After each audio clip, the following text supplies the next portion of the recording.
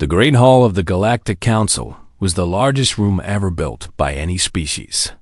It floated in the empty space between three galaxies, far from any star or planet. The ceiling was so high that clouds formed inside it. The walls were made of living crystal that changed color with the mood of those inside. Today, the crystal was dark red, the color of fear. More than 1,000 alien species sat in their seats. Some had scales. Some had feathers. Some were made of pure light. Some looked like insects as big as cars. Some were so strange that human eyes could not understand their shape. They had all come because of one thing. Death was coming, and no one could stop it. High Arbiter Moloch stood at the center of the Great Hall. He was old. So old that he had seen stars be born and die. His body was tall and thin, covered in silver skin that moved like water. His eyes were black pools that held the weight of 10,000 years of ruling the galaxy. "The star called Valora 7 is dying," Moloch said. His voice filled every corner of the room. "Our scientists say it will explode in 96 hours. When it does, it will destroy everything near it." The crystal walls turned darker. The moon called Harvest Prime orbits near this star. On this moon lived 2.3 billion beings. Farmers, workers, families, children. Moloch paused. "They will all die." A sound rose from the crowd. It was not crying. It was not screaming. It was something worse. It was the sound of hope leaving a room. A creature that looked like a giant beetle stood up. Its shell was black and shiny. Its voice clicked and buzzed when it spoke. "High Arbiter, surely we can save them. We have ships. We have technology. The Galactic Council has existed for 100,000 years. We have solved every problem." Moloch shook his head slowly. "I asked our best engineers. The fastest ships in the galaxy would need 200 hours just to reach Harvest Prime. The star will explode in 96 hours. Even if ships left right now, they would arrive too late. And even if they arrived on time, moving 2.3 billion people would take months." The beetle creature sat down. Its legs shook. "There is nothing we can do," Moloch continued. "We must accept this. We must mourn. And we must prepare for what comes after. Harvest Prime grows food for 17 star systems. When it is gone, famine will follow. Many more will die." The hall was silent. No one moved. No one breathed. The crystal walls were almost black now. Then a door opened. Everyone turned to look. Through the door walked a small group of creatures. They walked on two legs. They had soft skin in shades of brown. They had hair on their heads. They wore simple gray uniforms. They were humans. The other species watched them with curiosity and something like pity. Humans were new to the galaxy. They had only been traveling between stars for 300 years. That was nothing. Some species in this room were older than human civilization itself. To the ancient races of the galaxy, humans were like babies taking their first steps. At the front of the human group walked a woman. Her name was Una Park. She was not tall. She was not strong. She did not have claws or armor or the ability to shoot fire from her eyes. She was just a human. But she walked like she belonged there. "High Arbiter," Una said. Her voice was calm. "Humanity requests permission to attempt a rescue of Harvest Prime." For a moment, nothing happened. Then the beetle creatures began to click. It took Una a moment to realize they were laughing. Then the tall silver beings joined in, making sounds like wind through broken glass. Then the light creatures pulsed with amusement. Then everyone was laughing. The whole great hall was filled with the sounds of 1,000 species laughing at the small humans standing in the doorway. Una did not move. She did not react. She simply waited. Finally, Moloch raised his hand. The laughter stopped. "Young Ambassador," Malak said. His voice was not cruel. It was gentle, like a grandfather speaking to a child who did not understand. "We appreciate your courage, but you must understand. We have calculated every possibility. The finest minds in the galaxy have studied this problem. It cannot be solved. Your ships are slower than ours. Your technology is simpler than ours. What could you possibly do that we cannot?" "We could try," Una said. More laughter. But Malak silenced it again. "How long would you need?" he asked. He was curious now. He wanted to hear what impossible number this young species would suggest. "A month? 2 months?" Una took a breath. 24 hours. The hall went completely silent. The crystal walls flickered, unsure what color to show. "I'm sorry," Malak said slowly. "I do not think I heard you correctly. Did you say 24 hours? "Yes." "To reach a star system that is 200 hours away?" "Yes." "And to evacuate 2.3 billion people?" "Yes." Malak stared at her. His ancient black eyes searched her face for any sign that she was joking. He found none. "That is impossible," he said. Una smiled. It was a small smile. A human smile. "We know. That is why we want to try." The laughter came back, louder than before. It filled the hall like a storm. The ancient species of the galaxy laughed at the foolish humans, who thought they could do the impossible. But Una Park did not hear the laughter. She was already turning to leave. She had work to do, and only 24 hours to do it. On Earth, it was 3 in the morning. Admiral Taiho Kang was sleeping in his small apartment when his communicator began to scream. He opened his eyes. In 40 years of service, he had never heard that sound before. It was the sound that meant the end of the world. He grabbed the device and read the message. Then he read it again. Then he sat on the edge of his bed and stared at the wall for exactly 10 seconds. That was all the time he allowed himself to feel afraid. After those 10 seconds, he stood up and became the man the galaxy needed him to be. "Protocol impossible," he said into the communicator. "Authorization. Kang, Taiho, Admiral. Execute immediately." Across human space, alarms began to ring. On Mars, engineers who had just finished a 12-hour shift turned around and walked back to their stations. On the moon colonies, retired ship captains pulled old uniforms from their closets. On stations orbiting Jupiter, university students ran to the shipyards instead of their classrooms. On distant planets at the edge of human territory, miners stopped their work and volunteered their ships, though no one asked why. They did not need to know why. They only needed to know that someone, somewhere, needed help. That was enough for humans.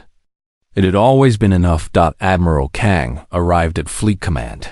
As the sun rose over the Pacific Ocean, the building was chaos. People ran everywhere. Screens showed numbers and maps and ship positions. Voices shouted orders and questions and answers. In the middle of it all stood a young man with tired eyes and a tablet that he held like a weapon. "Report," Kang said. The young man saluted. His name was Sunho Choi. He was only 23 years old. 6 months ago, he had been a logistics student. Now he was trying to save 2.3 billion lives. "Sir, I have counted every ship we have. Military, civilian, private. Even the old ones in museums. If we use all of them, we have approximately 40,000 vessels. Is that enough?" Sunho's face was pale. "No, sir. Not even close. We would need each ship to carry 57,000 people. Most of our ships can only carry a few hundred. The math does not work." Kang put his hand on the young man's shoulder. "Then make it work. Find a way. That is what we do." Sunho nodded. He did not argue. He did not say it was impossible. He simply went back to his tablet and started working. Across the room, a woman was shouting at a group of scientists. Her name was Ji-Won Lee. She was small and thin and wore glasses that kept sliding down her nose. She was also one of the smartest people who had ever lived. No, no, no. She yelled. You are thinking too small. Forget what we know. Forget what is safe. We need something new. Something that has never been done. One of the scientists raised his hand. Dr. Lee, everything you are suggesting is theoretical. None of it has been tested. If we try and fail, the ships will be torn apart. Everyone on board will die. Ji-Won pushed her glasses up. If we do not try, 2.3 billion people die anyway. I would rather fail while trying than succeed at doing nothing. She turned to a screen and began drawing. Her hands moved fast.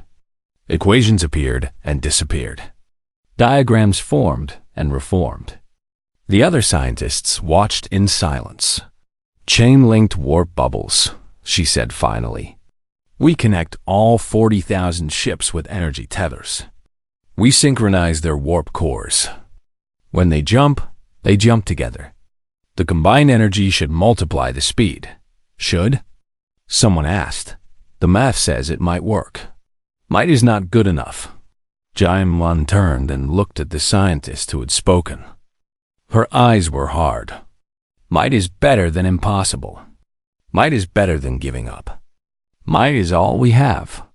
So we will take might and we will turn it into definitely. Do you understand?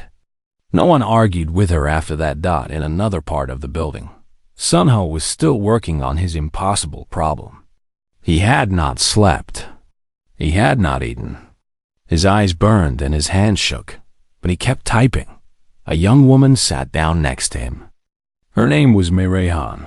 She was a captain, though her ship was just a converted colony vessel, not a warship. What are you doing? She asked. Trying to figure out how to fit too many people into too few ships. Is it working? Sun-Ho laughed. It was not a happy laugh. No, every calculation I run, the numbers are wrong. We cannot do this. We cannot save everyone. Ray was quiet for a moment. Then she said, Have you counted the hallways? What? The hallways. The cargo bays. The engine rooms. Every empty space on every ship. Have you counted those? Sun-Ho stared at her. Then he started typing faster than before. We remove all the cargo, he said, his voice rising with excitement. We tear out everything that is not essential. We fill every room, every hallway, every closet. We pack people in like humans, Ray finished. Like we have always done when our people needed saving. When there were fires and floods and earthquakes. We did not wait for the perfect plan. We just made room. Sun-Ho looked at his new calculations. The numbers were still bad, but they were less bad than before. It is not enough, he said. But it is closer. Then we find more, Ray said. Every ship, every shuttle, every escape pod, everything that can fly. Admiral Kang's voice came over the speakers. Attention all personnel. We have 23 hours remaining. Every human who can fly a ship, report to the nearest launch point. Every human who cannot fly, help those who can. This is not an order. This is a request. Help us do the impossible. Across human space, people answered. They came from farms and cities and stations in the deep black of space. Old and young, sick and healthy, rich and poor. They came because someone needed help. They came because that was what humans did. The clock kept counting down. 23 hours, 22, 20-1 and humanity kept working. The Soul Gate was the largest structure humanity had ever built. It hung in space near Jupiter, a ring of metal and light 500 kilometers wide. Through this ring, Ships could jump across the galaxy in hours instead of years. Today, the space around the gate was filled with ships. They came from everywhere. Sleek military destroyers flew next to rusty cargo haulers. Luxury cruise ships floated beside tiny personal shuttles. Mining vessels covered in dust and scars lined up with brand new transports that still smelled of fresh paint. There were ships that looked like they might fall apart at any moment. There were ships so old that their designs existed only in museums. 40,000 ships. 40,000 crews. All waiting for the signal to do the impossible. Captain Myra Hahn stood on the bridge of her ship, the Soul's Promise. It was not a beautiful ship. It was a colony transport, designed to carry farmers and their equipment to new worlds. The walls were bare metal. The seats were hard plastic. The engines made strange noises that the mechanics could never quite fix. But today, it would carry people to safety. That was all that mattered. How are we doing? She asked her crew. Her first officer, a man named Jung-Ho Kim, checked his screens. His eyes were red from lack of sleep. Everyone's eyes were red. No one in the fleet had slept in over 20 hours. We removed all the cargo, tore out the non-essential equipment, stripped the crew quarters down to the frames. We can fit about 8,000 people now. That is good. It is not enough. I know, but it is what we have. Outside the window, Myra could see other ships making the same preparations. Crews were throwing furniture out of airlocks. Engineers were cutting walls to make more room. Doctors were setting up medical stations in hallways and closets. Everyone was doing something. No one was standing still. A message came through the communication system. It was from the Galactic Council. Myra recognized the voice of the High Arbiter Moloch. Human fleet, this is the Galactic Council. We have been watching your preparations with interest. We must again warn you that what you are attempting is impossible. Your chain-linked warp technology has never been tested. Our scientists say there is a 70% chance that your ships will be destroyed in transit. We urge you to stop this foolishness before more lives are lost. Myra waited for Admiral Kang's response. It came a moment later. Galactic Council, this is Admiral Kang. Thank you for your concern. We understand the risks. We are going anyway. There was a pause. Then Moloch spoke again. Admiral, you are sending 40,000 ships to their probable deaths. Even if you survive the jump, you cannot possibly evacuate 2.3 billion people. The math simply does not allow it. Then we will change the math. Another pause. I do not understand. That is okay. You do not need to understand. You just need to watch. The communication ended. Myra smiled. It was a tired smile, but it was real. At the center of the fleet, Dr. Ji-Won Lee was making final adjustments to the chain link system. She had not slept in 36 hours. Her hands were shaking. Her vision was blurry. But she kept working because stopping was not an option.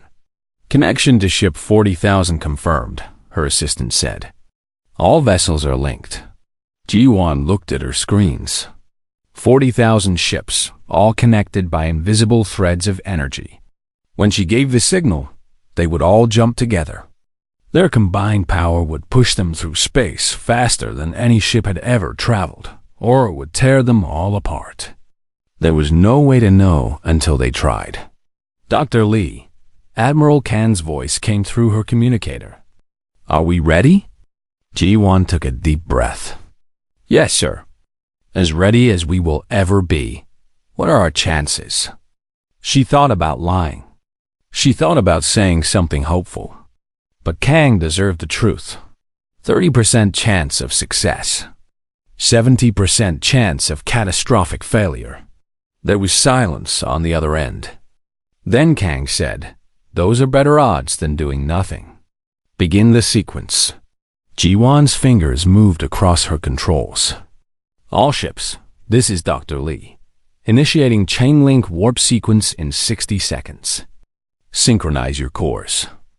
Match my frequency. And? She paused, searching for the right words. Thank you. All of you. For believing in something impossible. Across the fleet, 40,000 crews prepared for the jump. Some prayed. Some held hands. Some simply closed their eyes and thought of the people they were trying to save. Mireille stood at the front of her bridge. Her crew was behind her. They were all afraid. She could see it in their eyes. But they were not running away. Whatever happens, she said, I am proud to serve with you. Junho put his hand on her shoulder. Let us go save some people, Captain. The countdown reached 0. Dr. Jiwan pressed the button. Space screen. The 40,000 ships did not move. They were ripped forward. The stars stretched into lines. Colors that had no names flashed past the windows. The ship shook so hard the people fell to the floor. Alarms screamed. Metal groaned. For one terrible moment, it seemed like everything would break apart. Then, as suddenly as it started, it stopped. Mireille opened her eyes. She was still alive. Her ship was still in one piece. Outside the window, she saw a dying star and a green moon. They had arrived at Harvest Prime. The journey should have taken 200 hours. They had done it in 4. Behind her, Junho whispered, Impossible. Mireille smiled. No, just human. Below them, 2.3 billion people waited for rescue. The fleet had 12 hours left. The real work was about to begin. The surface of Harvest Prime was chaos. Beautiful, terrible, wonderful chaos. Ships landed everywhere. In fields, in cities, on roads. Anywhere there was enough space for a vessel to touch down, a human ship appeared. Their doors opened and crews ran out, shouting in languages that no one on this moon understood. But words did not matter. The message was clear. Come with us. We are here to save you. The beings of Harvest Prime were a gentle species. They had blue skin and 4 arms and large dark eyes that showed every emotion they felt. For generations, they have farmed this moon in peace. They had never known war. They had never known violence. They had never needed to run for their lives. Now they ran. Yoonji Yoon was a cargo pilot. She had spent her whole career moving boxes and containers from one planet to another. She had never carried a passenger in her life. Today, she carried 3,000. Her ship was not designed for people. There were no seats, no beds, no bathrooms. Just empty metal spaces where cargo used to be. But those spaces were now filled with frightened blue-skinned farmers, holding their children and their elderly, and whatever small things they could carry. Unji did not speak their language. They did not speak hers. But she walked through the crowd and handed out blankets and water and small packages of food. She smiled at the children. She held the hands of the old. She did not know if they understood that she was trying to help Dot. Then an old woman with 4 arms reached out and touched Yoonji's face. The touch was gentle. And somehow, in that moment, Unji knew that the old woman was saying thank you. You are welcome, Yoonji whispered. You are safe now. Across the moon, the same scene repeated thousands of times. Human crews worked without rest, loading people into ships that were never meant to hold them. Engineers fixed problems that should have taken days to solve in minutes. Doctors treated injuries they had never seen before using medicines they hoped would work. Do-yoon Shin was an engineer on a small transport ship. During the landing, one of the loading doors had been damaged. It would not stay closed. If the door opened during the flight back, everyone in the cargo bay would die. There was no time to fix it properly. There was no time to find parts. There was only one solution. Do-hyun grabbed the door and held it closed with his own hands. Go, he told his captain through the communicator. Take off. I will hold it. That is 6 hours back to the fleet. You cannot hold a door for 6 hours. I can try. The ship took off. The door shook and pulled and tried to open. Do-hyun held it closed. His arms burned. His muscles screamed. He felt things tearing inside his body. But he did not let go. 6 hours later, when the ship docked with the main fleet, Do-hyun collapsed. His arms would never work properly again. But 2,000 people lived because of him. In a makeshift hospital on one of the larger ships, a young woman named Hana Beek was performing miracles. She was not a doctor. She was still a medical student. She had never even finished her training. But there were not enough doctors, and people were dying, and someone had to help. She used a translation app on her tablet to understand her patients. She used medical databases to learn about alien biology. She made decisions that would have taken senior doctors hours in just seconds. Some of her decisions were wrong. Some of her patients died anyway, but 847 lived. A Some lived. Small child with blue skin and big scared eyes looked up at her. He said something in his language. Hannah did not understand the words, but she understood what he meant. "You are going to be okay," she told him. "I promise." She did not know if that was true, but she said it anyway because sometimes hope was the only medicine that worked. On the command ship, Sun Ho Choi had not sat down in 12 hours. He moved from screen to screen, tracking every ship, every landing, every person loaded. His original calculations had been wrong. The ships could not hold everyone. So he changed the calculations again, and again, and again. Ship 47 has extra space in the engine room. Send more people there. Ship 200 is overweight. Transfer some passengers to Ship 198. Ship 5000 has a medical emergency. Redirect to the hospital ship. His voice was calm. His hands were steady. Inside, he was terrified. But he did not show it because the people around him needed to believe that someone knew what they were doing. Hour 20. The star Valora 7 began to die. The light changed first. The gentle yellow glow that had warmed Harvest Prime for millions of years turned orange, then red, then a deep angry crimson. The ground began to shake. Cracks appeared in the earth. The air grew hot. All ships, this is Admiral Kang. Begin final evacuation. Take whoever you have. We leave in 2 hours. My Rayhan stood at the door of her ship. The Soul's Promise was full. There was no more room. Not even for one more person. But outside, a family was running toward her. 2 parents and 3 children. Their eyes were wild with fear. They had almost missed the evacuation. Myray looked at her ship. Then she looked at the family. Then she made a decision. "Everyone move closer together," she shouted into the ship. "Make room. We are taking 5 more. Captain, we are already over capacity. The life support cannot handle more people. Then we will breathe less. Move." The family came aboard. The door closed. The ship rose into the sky as the ground beneath them began to break apart. Hour 22. The fleet gathered above the dying moon. Below them, Harvest Prime was being consumed by fire and radiation. The star was collapsing, pulling everything toward its core. Ships raced away from the destruction. Some were damaged. Some were overloaded. Some were held together by nothing but hope and determination. But they flew. "Count them," Admiral Kang ordered.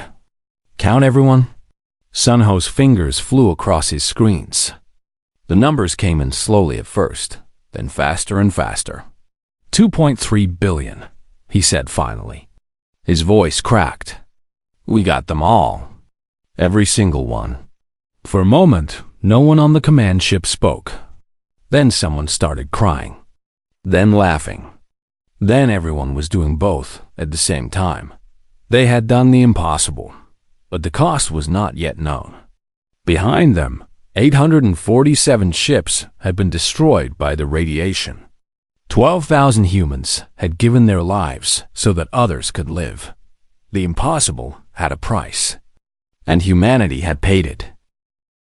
The Great Hall of the Galactic Council had never been so quiet. The crystal walls were white, the color of shock. 1,000 species sat in their seats, staring at the small group of humans standing at the center of the room. 24 hours ago, those same humans had been laughed at. They had been called foolish. They had been told that what they wanted to do was impossible. The ancient races of the galaxy had watched them leave, certain they would never return. Now they were back. And behind them, in the vast space beyond the council station, floated a fleet of battered human ships, carrying 2.3 billion survivors. High Arbiter Malak rose slowly from his seat. His silver skin rippled with emotions that humans could not read. His black eyes were fixed on Ambassador Una Park, who stood at the front of the human group. How? Malok's voice was barely a whisper. How did you do this? Una was tired. Everyone was tired. She had not slept in 2 days. Her uniform was dirty. Her hair was messy. She looked nothing like the calm, polished diplomat who had stood in this room 24 hours ago. But she was still standing. That was what mattered. We did what we said we would do, she replied. We tried. But our calculations. Our scientists said. Your scientists said it was impossible. They were wrong. A ripple went through the hall. The ancient species shifted in their seats. Some made sounds of disbelief. Some simply stared. The beetle creature who had spoken before rose again. We have been spacefaring for 50,000 years. We have the most advanced technology in the galaxy. Our engineers studied this problem and found no solution. How could humans, who have only traveled to stars for 3 centuries, succeed where we failed? Una smiled. It was a small, tired smile. Because we did not study the problem. We just started solving it. I do not understand. I know. Let me try to explain. Una stepped forward. Her voice grew stronger. When you heard about the dying star, you asked your scientists how long it would take to save everyone. They told you 200 hours to reach the system and months to evacuate. So you accepted that it was impossible. You gave up. She paused. When we heard about the dying star, we did not ask how long it would take. We asked how we could make it faster. Your scientists said our warp technology could not reach those speeds. Our scientists said maybe it could if we linked all our ships together. Had it ever been done before? No. Could it fail? Yes. Did we try anyway? Yes. But why? Malak asked. Why risk so many of your own lives for people you had never met? People who are not even your own species. Una's smile faded. She thought about Do-Yun, whose arms would never heal. She thought about Hannah, who would carry the weight of every patient she lost. She thought about the 12,000 humans who would never go home. Because they needed help, she said simply. And we could give it. That was enough. The hall was silent. Humans have a saying, Una continued. We say impossible just means not yet done. When someone tells us something cannot be achieved, we do not hear you cannot. We hear no one has yet. And then we try to be the first. She looked around the great hall, meeting the eyes of species that were older than human civilization itself. You have lived for so long. You have seen so much. You have built wonders that we cannot even imagine. But somewhere along the way, you forgot something important. You forgot that sometimes the only way to find out if something is possible is to try. You forgot that failure is not the end. You forgot that the impossible is just a challenge waiting to be overcome. Admiral Kang stepped forward. His uniform was as dirty as Una's. There were circles under his eyes. But his voice was strong. 12,000 of my people died today. 12,000 volunteers who knew the risks and came anyway. I will carry their names in my heart until the day I die. But I will not say they died for nothing. They died so that 2.3 billion people could live. They died doing what humans have always done, helping those who need it, no matter the cost. Malak bowed his head. When he looked up, there was something new in his ancient eyes. Something like respect. I have ruled this council for 10,000 years, he said. I have seen empires rise and fall. I have watched species born and die. I thought I had seen everything. I was wrong. He gestured to the crystal walls. They changed color, shifting from white to a deep, warm gold. The color of honor. Today, humanity has taught the galaxy a lesson. Not about technology, not about speed or power or strength, but about will, about courage, about the refusal to accept that which cannot be changed. He turned to face the entire council. Let it be recorded in our histories. On this day, the human species achieved the impossible. Let no one ever again laugh when they say they can do something. Let no one ever again dismiss them as young or foolish. They are worthy, more than worthy. The hall erupted in sound. Every species, in their own way, showed approval. The beetles clicked. The silver beings chimed. The light creatures pulsed. It was not laughter this time. It was applause. 3 years later, a memorial station floated in the empty space where Harvest Prime had once existed.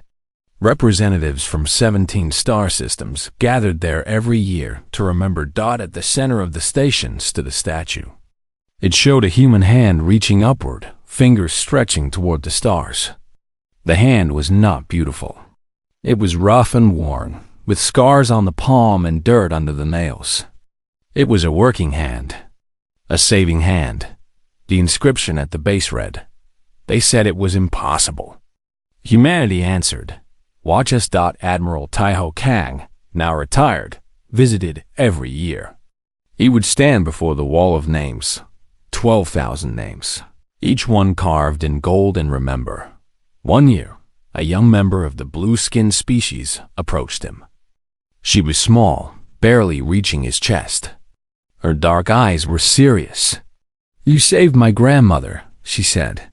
She told me about the human who held the door closed so her ship would not break apart. She said he smiled at her. Even though his arms were breaking, he smiled. Kang nodded. That was Do Yun Shin. He is a teacher now. He teaches young humans about engineering. He uses special tools because his hands do not work so well anymore. Does he regret it? Kang thought about his friend. About the pain Do-yun lived with every day. About the things he could no longer do. No, Kang said. He says he would do it again. He says some things are worth breaking for. The young woman was quiet for a moment. Then she asked the question that everyone eventually asked. Why did you come? Why did humans risk so much for people you did not know?